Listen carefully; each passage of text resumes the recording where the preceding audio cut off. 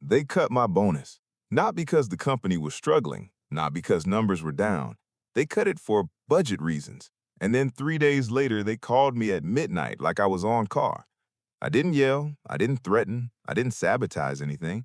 I did something quieter and way more dangerous in corporate life. I stopped doing the invisible work that made a broken system look efficient. And when reality hit them, it hit hard. My name is Miles Bennett. I'm 33. And for 5 years, I was the kind of employee companies love as long as you never ask for too much. Not loud, not political, not the look at me, I'm leadership type. Just consistent, reliable. The guy who gets the problem at 4:58 p.m. and somehow makes it disappear by 9:12. I worked at a mid-sized logistics company in the Midwest. Warehousing, routing, returns, vendor compliance, damage claims, the boring machinery behind online shopping. You don't notice logistics when it works. You notice it when a shipment is late and someone's losing money by the minute. Our biggest account was a national retailer called Hearth and Harbor. They weren't just a client, they were the client. If Hearth and Harbor was happy, executives walked around quoting leadership books. If they weren't, the entire building turned into a panic room. And for 3 straight years, I was the person keeping that account stable. Not because I had a fancy title, because I built the actual process. Before we had a system, I built the system. A spreadsheet workflow that tracked exceptions, an escalation path so customer service didn't improvise, templates for store managers so they stopped emailing in all caps, a dashboard leadership showed in weekly meetings like stability was something they invented. I didn't ask for credit. I asked for fewer emergencies. And in that company, those two requests were basically the same. At first, I thought I was building a career. I didn't realize I was becoming a crutch. Then the company hired a new director of operations. His name was Colin Hargrove. He arrived with a brand new suit, a brand new laptop, and a brand new vocabulary. Everything was optimization. Everything was streamlining. Everything was efficiency. He said efficiency the way people say bless you after a sneeze. Bless you. Efficiency. His first week, he walked the floor like he was inspecting a museum, smiling at people, asking shallow questions, taking notes like the building was lucky to be observed by him.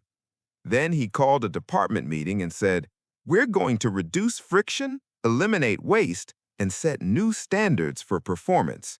Everybody nodded. I did too, because I assumed, like an idiot, that meant better tools, better staffing, better planning. No. What it meant was we're about to squeeze the people who actually do the work and call it progress. 2 months later, it was bonus season. At my company, bonuses weren't a perk. They were the thing you used to justify the long hours, the weekend check-ins, the just one quick thing messages after dinner. My manager, Tara Whiteley, scheduled my review. Tara wasn't evil. She was worse. She was the kind of manager who smiled while delivering bad news because she thought kindness canceled out consequences. We sat in a small conference room. It smelled like dry erase markers and stale coffee. Tara slid my review across the table. "Great year," she said. "You were critical to account stability." Critical. My favorite compliment, the one that never comes with money. Then she cleared her throat and said, "Unfortunately, we're adjusting bonuses this year." I blinked. Adjusting how? Same smile. Budget alignment, leadership decision. You know how it is. My stomach tightened. "So my bonus is smaller?" Tara nodded. "By about 30%. 30%. That wasn't smaller. That was a message. So I asked the question that made her eyes flick away for half a second. "Did my performance change?" "No," she said too fast. "Not at all. This isn't about you." And that's how corporate betrayal always starts. It's not about you. It's just your life. I stared at the paper for a long moment. Then I asked, calmly, "Can you tell me what the budget went to?" Tara hesitated, then gave me a sentence that sounded practiced. "Strategic initiatives." Strategic. Another word that makes theft sound professional. I didn't argue. I didn't raise my voice. I didn't do the emotional thing they expect you to do when they take something from you. I nodded once. Okay, I said. Tara visibly relaxed. She thought I was swallowing it. She thought I was safe. What she didn't understand is I didn't feel angry. I felt clear. Because if the company can reduce your bonus while calling you critical, it means they're not paying for your work, they're paying for your silence. And the moment you see that, everything changes. I walked back to my desk and did something small, something boring, something that would later feel like a detonator. I opened a note on my computer and wrote 2 words, job description. Because for years I had done so much extra, it didn't even feel extra. It felt like survival. Midnight texts, weekend check-ins, fixing other departments' mistakes before leadership noticed, calling vendors directly to smooth things over, approving exceptions by bending policy because the client needs it.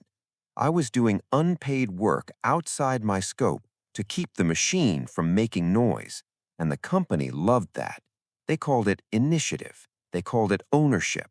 They called it going above and beyond. But the moment they cut my bonus, it stopped being ownership. It became what it really was, free labor. So I stopped, quietly, cleanly. No tantrums, no threats, no sabotage. I just began operating exactly as written. If something needed approval from Colin's team, I submitted an approval request. If a vendor needed a waiver, I filed the waiver.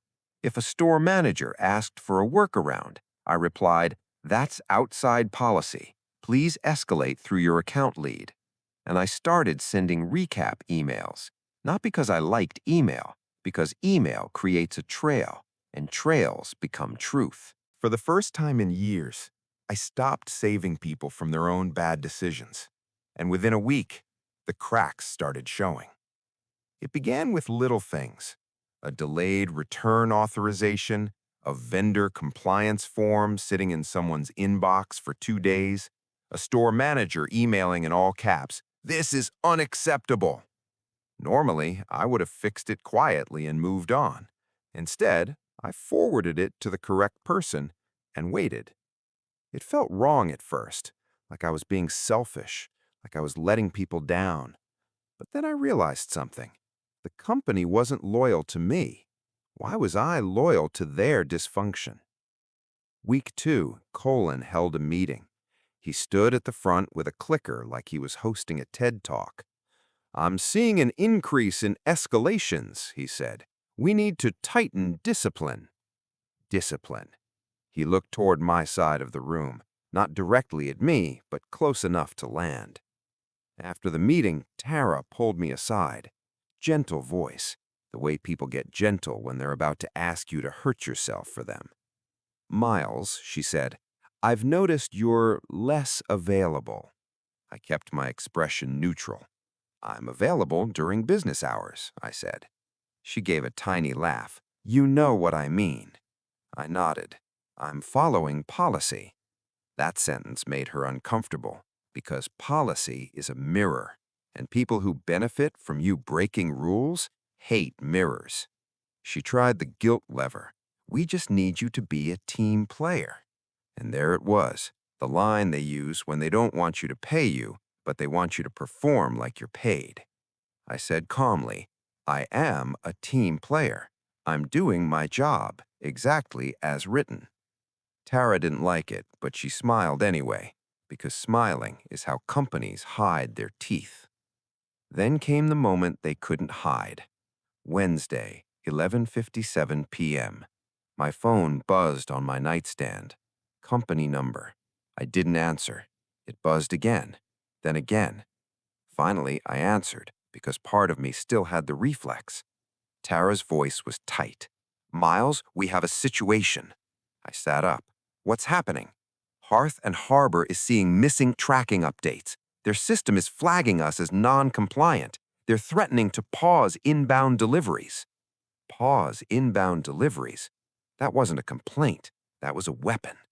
Tara spoke faster now. "Colin needs you online, now." I stared into the dark. Then I asked the simplest question on earth. Did you follow the escalation process? Silence. Then Tara said, irritated, Miles, this isn't the time.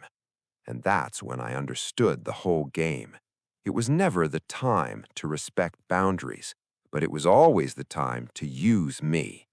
I took a breath, kept my voice calm. I'm not on call, I said.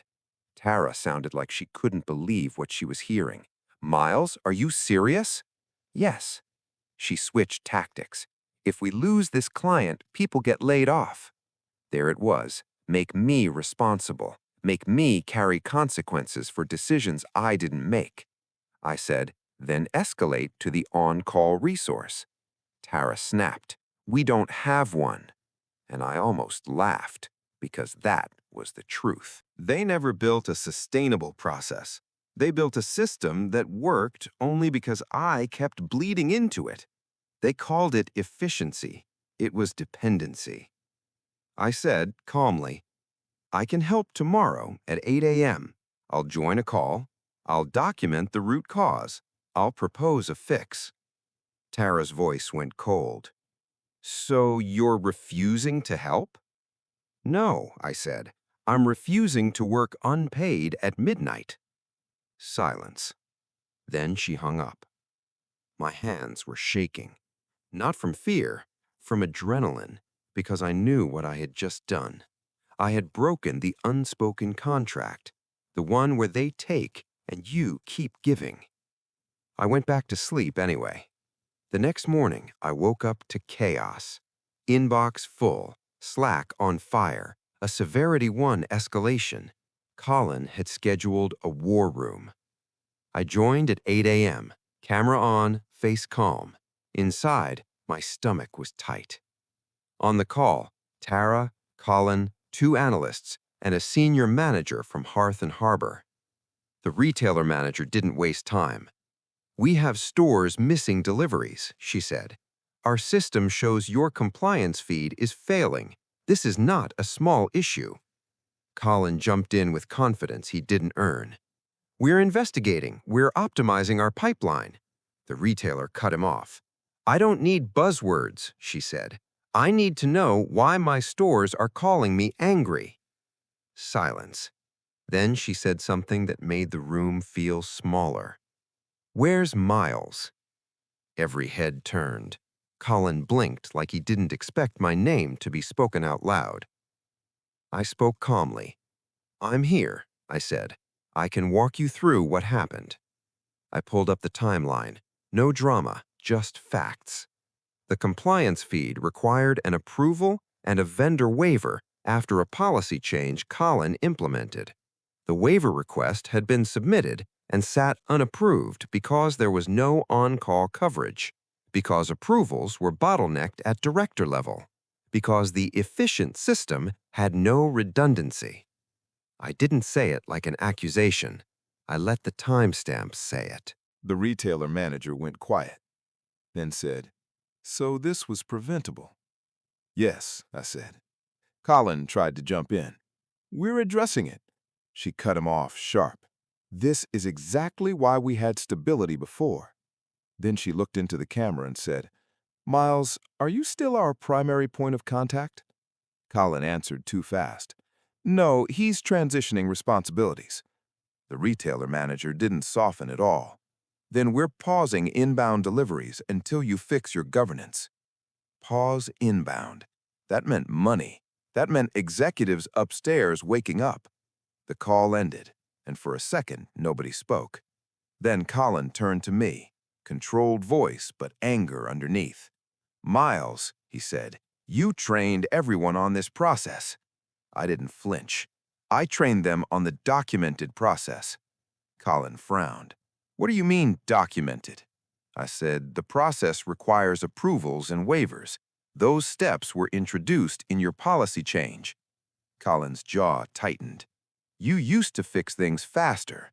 And that's when I said the sentence that ruins a lot of corporate narratives. I used to do unpaid work outside my role. Silence. Tara went pale. One analyst looked down. Colin stared at me like I had insulted him. Are you saying you let this happen? No, I said. I'm saying the system was never efficient. It was held together by extra labor, after hours, weekends, workarounds. Colin's eyes narrowed. And now you're refusing. Now I'm following policy. That afternoon, HR emailed me. Subject line, transition discussion. Of course, when leadership feels exposed, they reach for HR like a shield. I went to the meeting. HR, Tara, and Colin. Glass room, fluorescent lights. Tara did the polite voice. We want to discuss expectations. Colin leaned back like he was judging a contestant. We need you to be flexible, he said. Flexible, the word companies use when they want you available without paying for it. I smiled politely. I'm happy to be flexible, I said, under a defined agreement. Colin's eyes narrowed. Agreement? I slid one page across the table. Clear, boring, deadly. On-call coverage, hourly rate. After-hours availability, defined window. Approval turnaround commitments from leadership. Escalation paths, clear scope. And one sentence at the bottom, no unpaid availability. HR's expression changed immediately because HR understands one thing deeply, liability. Colin stared at the paper like it offended him. That's a lot, he said. I replied calmly, losing Hearth and Harbor is more. Silence. HR cleared their throat. We can review this. Translation. We didn't think you'd say it out loud. 2 hours later, Tara called me. Softer tone. We have a revised offer. They didn't call it an apology. They called it a retention package. Higher salary, new title, senior operations lead, direct approval access, not through Colin, and a clause confirming no expectation of availability outside scheduled hours unless compensated. The funniest part? They suddenly found money, right after cutting my bonus for budget reasons. I accepted, not because I trusted them, because I trusted me, and because I wanted something written down that should have been obvious from the start. My life isn't a company resource. The retailer eventually stayed, but they renewed with conditions, and the company paid the price anyway, in credits, discounts, and reputation damage, because trust doesn't reset just because HR writes a new title. Colin tried to spin it like it was his master plan. In a team meeting, he said, "This restructure revealed opportunities. We're strengthening leadership and building a sustainable process." Sustainable, sure. Sustainable now that I refuse to bleed for free.